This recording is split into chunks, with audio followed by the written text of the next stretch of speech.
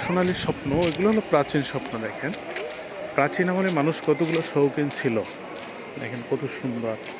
হ্যাঁ, সেই নিদর্শনগুলো, তাদের পথ চলাগুলো আমরা কখনো মানি না, কখনো মানার চেষ্টাও করি না।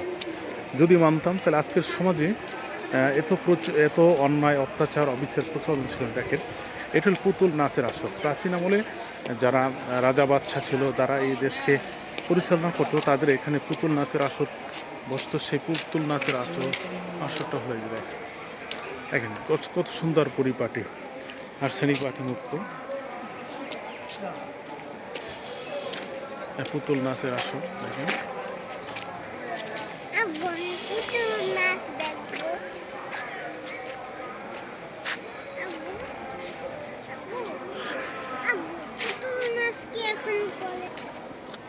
দেখেন সেই নিদর্শনগুলো কত সুন্দর, মনোরম পরিবেশ। প্রাচীন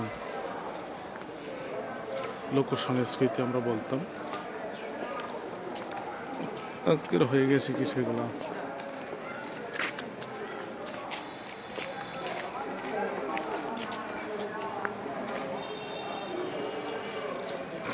এখানে আপনি যত ঘুরতে আসবেন, দেখতে আসবেন, ততই ভালো লাগবে, দেখতে মন চাবে।